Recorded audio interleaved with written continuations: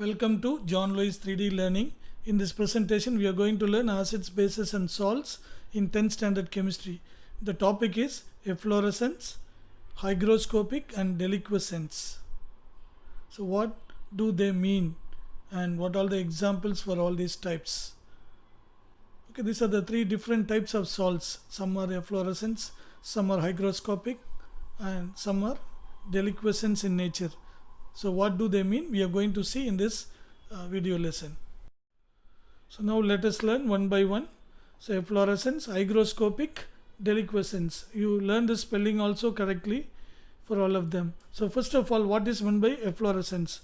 So just now in the previous video lesson, we learned water of crystallization. Some of the salts unite with water molecules with a definite quantity of water molecules. Unite with a definite quantity of water molecule. That is known as water of crystallization. So here, what is efflorescence? So when such salts are exposed to atmosphere or to dry air, they tend to lose that water molecule either wholly or partially. So now you try to understand the definition. The property of those salts, to lose their water molecules or to lose their water of crystallization either wholly or partly when their crystals are exposed to dry air or dry atmosphere is known as efflorescence. For example, if you take copper sulfate 5H2O, when it is exposed, initially 4 water molecules will be eliminated. So only one water molecule will be remaining. One we need not write. That's why I written simply dot H2O plus 4H2O. And if you take that copper sulfate hydrate, that is monohydrate, and heat it further, and that water molecule also will be eliminated, and the copper sulfate salt will be separated from the water molecules. So this kind of property is known as efflorescence. See here, it happens naturally when exposed to dry air, that is copper sulfate 5H2O loses 4 water molecules. So this property is known as efflorescence. Now after seeing the example, now it will be very clear if you go through the definition. The property of those salts to lose their water of crystallization either wholly or partly when their crystals are exposed to dry air is known as efflorescence. Then what is hygroscopic? It is just opposite of efflorescence. When the salt is exposed to atmosphere, it absorbs moisture from the atmosphere and become wet. The salt become wet, but it will not dissolve. It should not dissolve in that water molecule. It just become wet. That kind of property is known as hygroscopic. So the property of those salts to absorb moisture from where? From the atmosphere. How? Without dissolving in it is known as hygroscopic.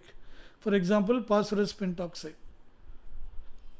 So it absorbs moisture from the other substance or anything close by has any moisture that will absorb from them, and it will not get dissolved in the water.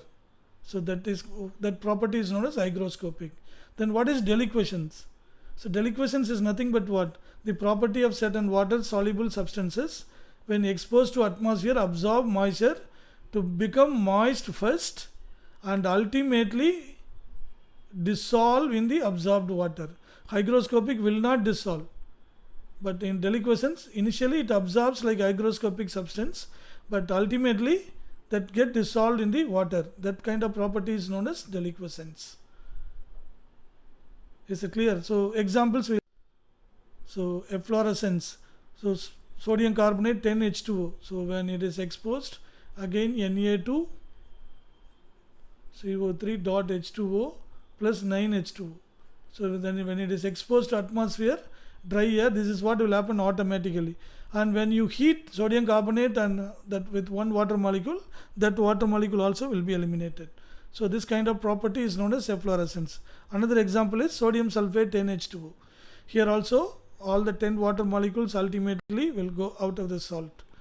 Then magnesium sulfate 7H2O, Epsom salt, that also will leave out that 7 water, that also will give out the 7 water molecules.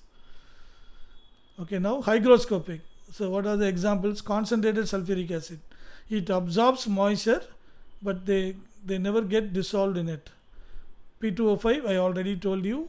And some more examples: lime, calcium oxide is lime, and silica gel, that is SiO2.XH2O. It can be any number of water molecules.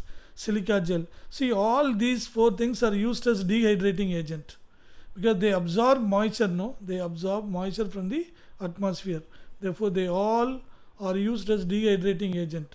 So, if you want to remove from anything, if you want to remove water or moisture from anything, we can keep them inside or nearby that will absorb all moisture from those substances. That is why they are called dehydrating agents. Dehydrating agents. Clear? Okay. So then, example for deliquescence, sodium hydroxide. So it not only absorbs moisture from the atmosphere, but also get dissolved in it and becomes a solution. Potassium hydroxide, magnesium chloride, zinc chloride. See, all these things are example for deliquescence. They not only just absorb moisture from the atmosphere, they absorb moisture initially, but ultimately they all get dissolved in water. Hope you understood this. These three terms: efflorescence, hygroscopic, and deliquescence. These are the three special property of some of the salts.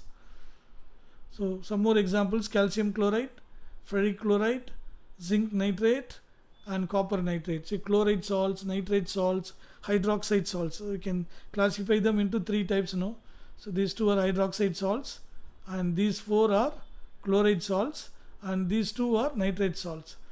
Just you can classify them in order to make remembering these things easy. Okay, then efflorescence, hygroscopic, deliquescence. If you want to take down the definitions, please pause the video here, take down the definition, and then proceed. Hope you enjoyed learning with me. Thank you very much for watching. If you like it, please click the like button and share it with your friends. Until we meet next time, bye bye.